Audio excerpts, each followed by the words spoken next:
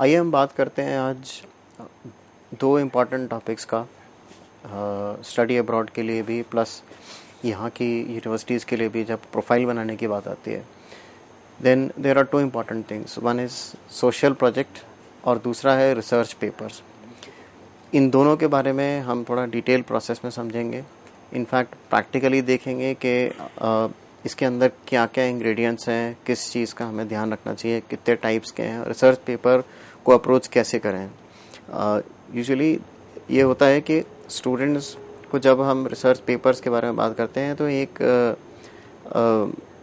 थोड़ा सा प्रॉब्लमेटिक लगता है उनको, बट अगर हम डिटेल तरीके से देखें तो वो इतना प्रॉब्लमेटिक नहीं है। In fact both the social project and research paper are very interesting, which the students studying in school should go ahead for, and which not only gives them a good knowledge about their own subject, about their own priorities, but also it helps them develop a unique personality, plus it helps them to connect with the outside world. सो आइए इनके बारे में detail form में देखते हैं। सबसे पहले हम देखते हैं तीन कैरेक्टरिस्टिक्स, सोशल प्रोजेक्ट के ऑब्जेक्टिव्स क्या हैं, प्लस सोशल प्रोजेक्ट्स कितने टाइप के हैं, प्लस सोशल प्रोजेक्ट्स का एग्जांपल हम देखेंगे। पहले बात करते हैं कैरेक्टरिस्टिक ऑफ सोशल प्रोजेक्ट। हर एक सोशल प्रोजेक्ट का अपना एक गोल और रिक्वायरमेंट होती है। उसके अंदर कुछ खास कैरेक्टरिस्टिक्स हैं। सारे ही सोशल प्रोजेक्ट्स जैसे भी टाइप के उनके अंदर कुछ सिमिलैरिटीज़ होती हैं।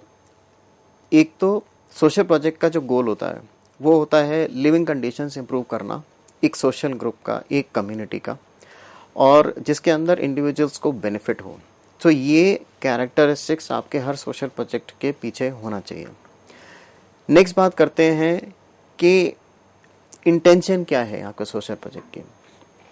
उसके अंदर क्या होता है कि हम एक रिसोर्स मॉनिटरिंग करते हैं।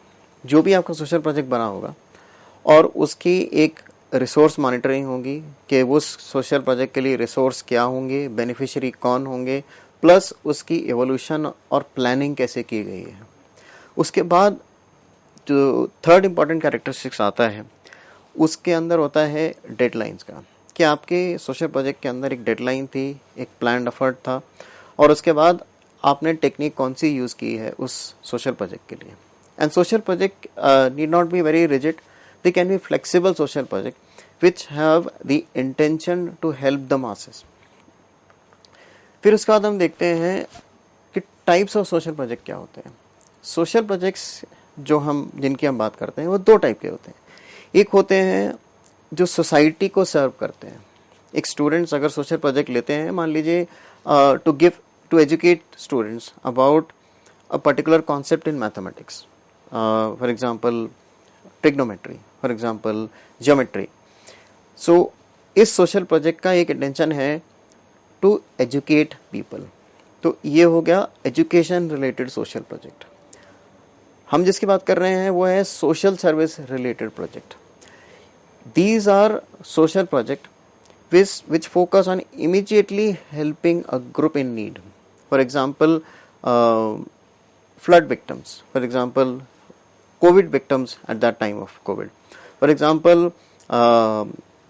some disadvantaged group, for example, a disability group, अगर आप उनके लिए बना रहे हैं और उनकी एक immediate specific need के लिए, so that is a social service related project which is valued a lot when you focus upon building upon your profile.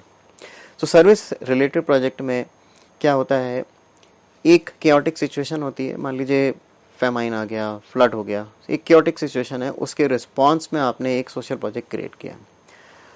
इसका एडवांटेज ये होता है कि इमीडिएट हेल्प ये देता है किसी भी ग्रुप को या कम्युनिटी को या सोसाइटी को। सो ये एक सोशल प्रोजेक्ट का एडवांटेज है। नेक्स्ट हम जैसे बात कर रहे थे एजुकेशन प्रोजेक्ट का, these are social education projects. इन प्रोजेक्ट्स के अंदर we are focusing on training and teaching the community. जैसे कि मैंने बात की teaching geometry to students. Next aspect है cleanliness drive to people. So it is not an immediate need, but it is a recurring need. Cleanliness की एक pattern होता है, एक हैबिट होती है, एक लॉन्ग टर्म बेनिफिट होता है। तो अगर हम सोसाइटी को एक क्लीनलीनेस ड्राइव चला रहे हैं, तो we are creating a social project. एक और इम्पॉर्टेंट सोशल प्रोजेक्ट है ई वेस्ट मैनेजमेंट का। तो अगर एक स्टूडेंट ई वेस्ट मैनेजमेंट के एक बिन्स लगाए या इंसेंटिव दे लोगों को, अगर वो अपना ई वेस्ट को डिस्पोज करते हैं उनके पास, फिर उसके बाद कुछ कम्युनिटी के कुछ लोगों को एम्प्लॉयमेंट मिलती है ई वेस्ट को हैंडल करने की। So this is again a social as well as education combined project. अब एजुकेशन प्रोजेक्ट का क्या बात है, they can be presented in the form of occupational workshops. आप एक वर्कशॉप करा सकते हैं, जैसे कि स्कूल में वर्कशॉप करा सकते हैं आप। फिर उसके बाद एक यंग कम्युनिटी के लिए आप स्टडी प्रोग्राम ऑर्गेनाइज कर सकते हैं, like someone who has a good knowledge of engineering field, technical field, वो जाके कुछ स्टूडेंट्स को 6, 7, 8 क्लास के स्टूडेंट्स को कुछ टेक्निकल एजुकेशन के बारे में बता सकते हैं। यहाँ पर क्या है, मेन ऑब्जेक्टिव इज उस ग्रुप की एबिलिटीज़ को, उनकी क्षमताओं को बढ़ाना। ठीक है। अब सोशल प्रोजेक्ट से ही लिंक्ड है social action. So social project जब आप करने जाते हैं तो that act is called as social action. इसके अंदर कुछ की एरियाज हैं जिस तरह से आपको इसको अप्रोच करना चाहिए। फर्स्ट थिंग, सोशल प्रोजेक्ट के लिए you have to identify a problem. एक प्रॉब्लम आइडेंटिफाई कीजिए, एक नीड आइडेंटिफाई कीजिए। क्लीनलीनेस ड्राइव जो है, it is focus on a problem of dirt and filth in the society. Second is education problem. All the education system, everything cannot be covered in the school curriculum. So if you can initiate a process teaching community or masses about a topic or a subject, would help you to identify a problem and then create a solution for it. फिर उसके बाद engaging of community. एक community को अगर हम project बना रहे हैं तो हम एक कम्युनिटी के एक हिस्से को, एक पार्ट को किसी काम में एंगेज कर रहे हैं। फिर प्लान द प्रोजेक्ट। जब आपने प्रॉब्लम आइडेंटिफाई कर दिया, कम्युनिटी को एंगेज कर दिया, फिर आप प्लानिंग करेंगे कि उसका बिगनिंग कैसी होगी, एंड कैसा होगा, उसके अंदर टूल्स और टेक्निक्स क्या यूज़ होंगे। उसके बाद इम्प्लीमेंटेशन ऑफ द प्रोजेक्ट। जब आप प्रोजेक्ट को इम्प्लीमेंट करते हैं, मान लीजिए टीचिंग प्रोजेक्ट है, क्लीनलीनेस ड्राइव है, देन उसके बाद आप क्या करेंगे, इवेल्युएट करेंगे कि किस सेगमेंट को फ़ायदा हुआ, प्रॉब्लम्स क्या आए, चैलेंजेस क्या थे। फिर उसके बाद एक्स्ट्रा प्रिकॉशंस क्या आपने ली और आप आगे और क्या ले सकते थे, how the project could have been better. तो ये सारी जब आप प्रोजेक्ट रिपोर्ट बनाते हैं, that should indicate everything inside it. Then हम बात करते हैं कि ये प्रोजेक्ट आप हैंड ओवर कैसे करेंगे। फॉर एग्जाम्पल, एक स्टूडेंट ने एक प्रोजेक्ट इनिशिएट किया, how this process can run for a longer period of time without the involvement of the student on his और हर ओन। सो आपने एक प्रोसेस को इनिशिएट किया, अब आपको ये फॉर्मुलेट करना है कि वो सोशल प्रोजेक्ट आगे कैसे चलता रहेगा कम्युनिटी के अंदर। फिर हम नेक्स्ट बात करते हैं what else can be consider in terms of this own social project. अब केस स्टडीज को अगर हम लेते हैं, सो एग्जांपल हम देखते हैं आर्ट एंड डिज़ाइन। किस तरह से आप एक आर्ट एंड डिज़ाइन का प्रोजेक्ट बना सकते हैं to help the companies increase their profitability. Suppose एक स्टूडेंट है प्रोडक्ट डिज़ाइन में, so they can tie up with any kind of company. किसी भी कंपनी में जाके वहाँ एक प्रोजेक्ट चला सकते हैं जिसमें वो बता सकते हैं कि अगर हम इस प्रोडक्ट के डिज़ाइनिंग में अंदर कुछ चेंजेस लाएं तो इस तरह से उसकी सेल्स ज़्यादा होगी। तो ये भी एक टाइप का एक प्रोजेक्ट किया आपने। फिर उसके बाद ऑनलाइन भी आप इसको कर सकते हैं। फॉर एग्जांपल, एक चैलेंज स्टूडेंट है, डिसेबिलिटी वाला स्टूडेंट है आपने, और when he is good in painting, so आप उनकी पेंटिंग्स को सेल करने के लिए आप एक ऑनलाइन कैंपेन अगर चला रहे हैं, तो that is again a good social initiation and a social project. अब नेक्स्ट, सोशल प्रोजेक्ट के साथ इंपॉर्टेंट चीज़ जुड़ी हुई है रिसर्च पेपर। रिसर्च पेपर जो है वो आप अपने सोशल प्रोजेक्ट बेस पे भी बना सकते हैं। और इनफैक्ट जब आप एक सोशल प्रोजेक्ट बना रहे हैं तो आप उसके अंदर एक रिसर्च करते हैं कि पहले और किसी ने कभी वो प्रोजेक्ट किया है, अगर किया है तो उस प्रोजेक्ट से आउटपुट क्या निकला, और नेक्स्ट आप रिव्यू लिटरेचर करते हैं अपने सोशल प्रोजेक्ट की। सिमिलरली आप एक रिसर्च पेपर भी उसके अकॉर्डिंगली क्रिएट कर सकते हैं। सो अगर हम अच्छे रिसर्च पेपर देखते हैं तो हम ये चीज़ समझते हैं कि उनका टॉपिक जो है वो यूनिक होना चाहिए। तो रिसर्च पेपर इसका यूनिक टॉपिक है, और उसमें अगर आप काम कर रहे हैं, this means that you are increasing, you are expanding your horizon. एक आप अपना खुद का व्यू पॉइंट और डोमेन बढ़ा रहे हैं, प्लस आप अपने प्रोफाइल के अंदर डाइवर्सिटी ला रहे हैं, and you have a strong hold on your domain. Example, physics और आर्ट्स का अगर हम एक टॉपिक लें, फिजिक्स और आर्ट्स से रिलेटेड, तो क्या बन सकता है कि आप एक टॉपिक ले सकते हैं, यानी कि ऑप्टिकल इल्यूजन्स को लेके। ऑप्टिकल इल्यूजन्स जो हैं उससे आर्ट फॉर्म कैसी अच्छी बनाई जा सकती है, और ये कह सकते हैं how do good artist use the knowledge of physics to create visually creative works. ये एक यूनिक टॉपिक है। एक और unique topic biology and history. आप ये इनफैक्ट कर सकते हैं कि कभी कोई हिस्टोरिकल आउटब्रेक, जैसे कोविड का हुआ था, प्लेग का हुआ था और मलेरिया का हुआ था, ये जो आउटब्रेक हुए थे, इसकी इन्फ्लुएंस लोगों के कल्चर पे क्या पड़ा। सो ये बायोलॉजी और हिस्ट्री को कंबाइन करके एक यूनिक प्रोजेक्ट बनाया जा सकता है। फिर अगर आप केमिस्ट्री में इंटरेस्टेड हैं और आपका खाने पे भी बड़ा इंटरेस्ट है, सो आप दोनों को मिला के एक टॉपिक बना सकते हैं। सपोज एग्जांपल हम कहते हैं how does the study, how to study the chemistry of cooking and how different cooking methods affect the taste and nutritional value of the food। अब देख रहे हैं, केमिस्ट्री और फूड को रिलेटेड हमने करके बना लिया, फिजिक्स और आर्ट को रिलेट करके बना लिया, बायोलॉजी और हिस्ट्री को रिलेट करके बना दिया। So your research topic again should be very intriguing, challenging and having a unique topic, so that आपको भी उस रिसर्च को करने में बहुत इंटरेस्ट आए and you can talk at length about your research topic. Then और यूनिक कैसे हो सकते हैं? If you are a student of economics and you are also interested in something in environmental sciences, तो आप दोनों को मिला के एक प्रोजेक्ट बना सकते हैं, जैसे कि how analyse the economic implications of renewable energy sources and their potential to replace fossil fuel. So आपने क्या किया, रिन्यूएबल एनर्जी सोर्सेज क्या हैं, कैसी हैं, और कहाँ तक वो हमारे फॉसिल फ्यूल्स को रिप्लेस कर सकते हैं। पेट्रोल और डीजल की जगह अगर हम सोलर सिस्टम को, सोलर पावर को ला रहे हैं या इलेक्ट्रिक पावर को ला रहे हैं, सो वो कितना टाइम लगेगा, कैसे इन्फ्लुएंस हो सकती है, और उससे इकोनॉमी में कितनी ग्रोथ होगी, वो आप चेक कर सकते हैं। इस पर एक टॉपिक बनाया जा सकता है। फिर एक और यूनिक टॉपिक, मैथमेटिक्स और music. If you are interested in music and if you are good in mathematics, आप एक रिलेटेड टॉपिक बना सकते हैं, जैसे कि explore the mathematical patterns of relationships found in music such as Fibonacci sequences in musical components. अब Fibonacci sequence एक होती हैं जिसमें एक नंबर के बेसिस पे एक बताया जा सकता है कि 60, 40, 20 पे इस तरह से प्रोबेबिलिटी आती है किसी भी चीज़ की।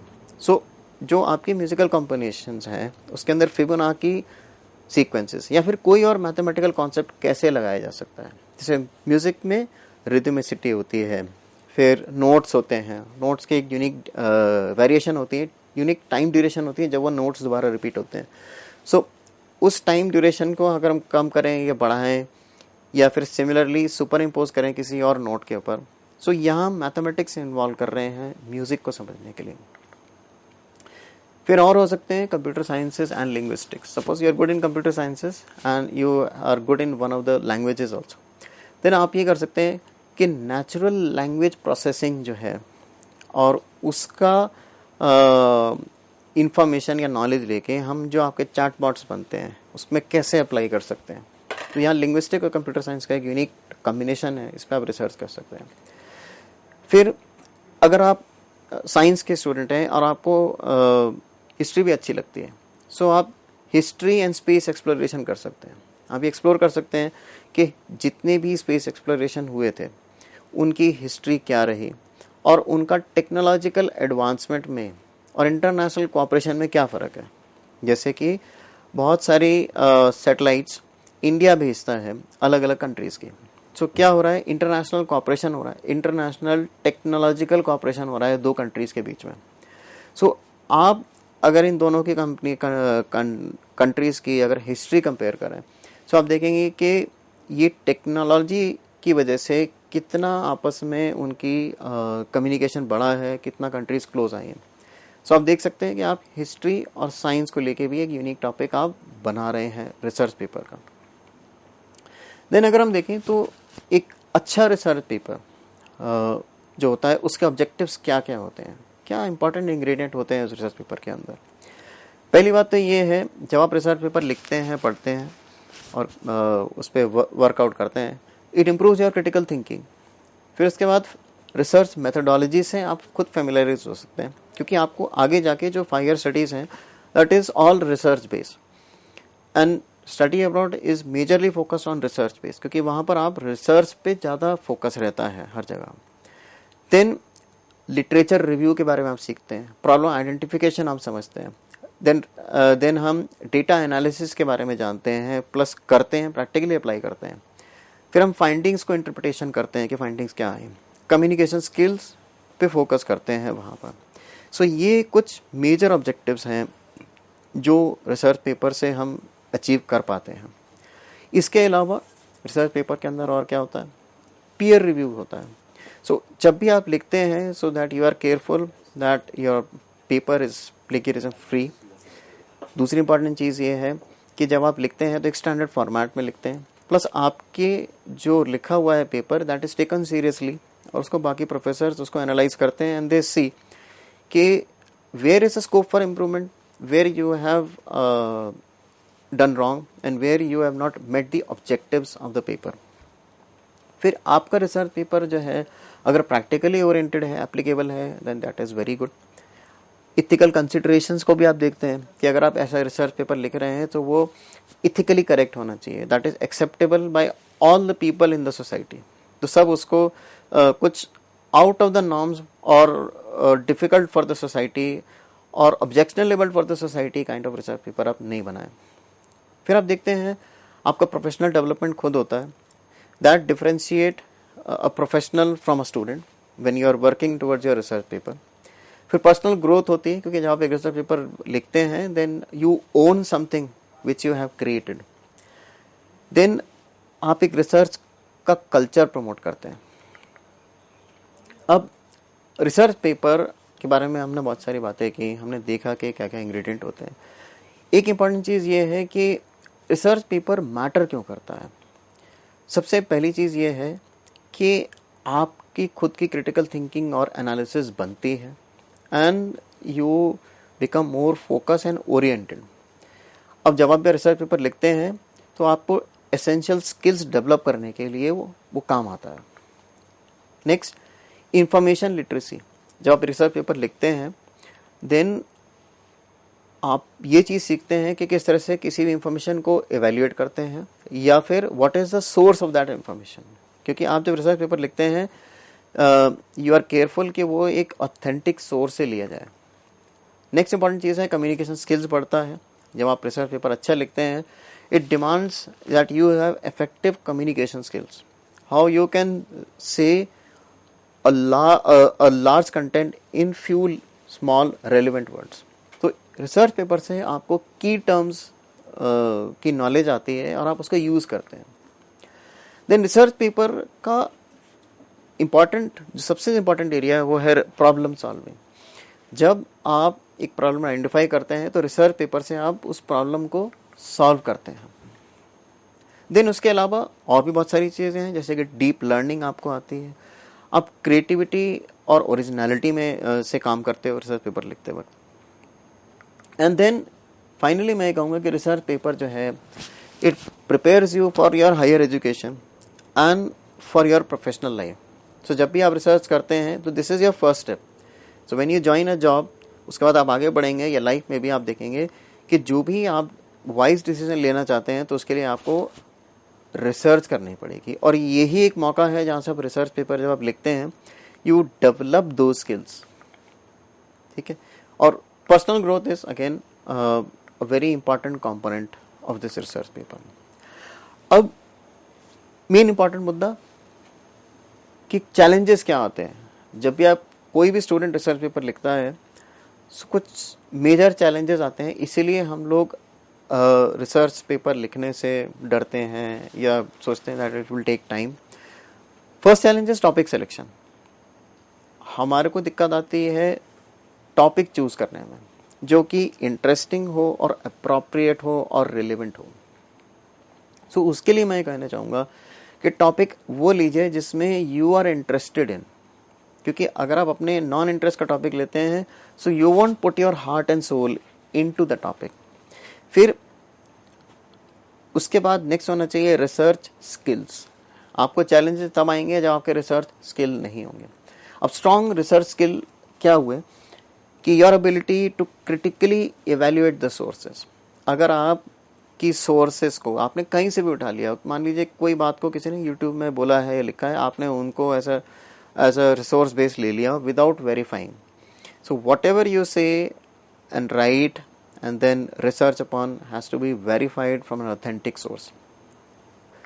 उसके बाद तीसरा इम्पॉर्टेंट कॉमन चैलेंजेस जो हम देखते हैं वो है टाइम मैनेजमेंट का। अब balancing research paper work with our course work, with our extra curricular activity, with our academics and with our sports and other things, उसके बीच में टाइम मैनेजमेंट करना मुश्किल होता है। और इन डेप्थ रिसर्च के लिए कई बार हम टाइम नहीं लगाते हैं। We tend to use all the other AI material, but ये हमें ध्यान रखना चाहिए कि maybe AI only works on prompts. तो अगर हमने उसको प्रॉम्प्ट्स गलत दिए हैं तो हमारे को रिजल्ट अलग मिलेगा। प्लस हर रिसर्च एक यूनिक होती है जिसके अंदर एक यूनिक एरिया कवर्ड होता है। फिर उसके बाद एक्सेस टू रिसोर्सेज। कई बार क्या होता है कि जो रिसर्च लिटरेचर रिव्यू के लिए जब हम बात करते हैं सो एक्सेस नहीं होता है बहुत सारी इंपॉर्टेंट जर्नल्स का। सो उसके लिए I suggest you can always go for Google Scholar, जिसके अंदर free and access to read होती है उसके अंदर। तो गूगल स्कॉलर में जाके आप अपने टॉपिक को भी जो ऑलरेडी बन चुके हैं, लिखे जा चुके हैं, उस पर आप लिटरेचर रिव्यू देख सकते हैं एंड आपको एक ऑथेंटिक सोर्स ऑफ इंफॉर्मेशन मिलती है। एंड यही जो चैलेंजेस हैं इसकी वजह से इन डेप्थ पेपर हम लोग नहीं लिख पाते हैं। तो हमें इन सब चैलेंजेस को ओवरकम करने के लिए भी राइट टूल्स यूज़ करने चाहिए। फिर अंडरस्टैंडिंग ऑफ एकेडमिक राइटिंग हम लोगों की शायद नहीं बन पाती है, इसीलिए we shy away from going through good research paper and then writing a good research paper. अब ये हमारे को सीखना चाहिए कि एकेडमिक स्टाइल क्या होगा। मान लीजिए अगर रिसर्च पेपर का एक स्टाइल है APA स्टाइल, सो APA स्टाइल के कुछ इंग्रेडिएंट्स एंड नुआंसेस होते हैं, वो हमें जानना बहुत ज़रूरी है। देन उसके बाद प्रोक्रास्टिनेशन की एक और प्रॉब्लम आती है रिसर्च पेपर के अंदर। बहुत सारे स्टूडेंट जो हैं प्रोक्रेस्टिनेट करते हैं और सोचते हैं कि लास्ट मिनट में हम रिसर्च पेपर पूरा करेंगे और उस टाइम में बहुत देर हो चुकी है और आगे हम उसको कर नहीं पाते हैं। सो थैंक यू बहुत।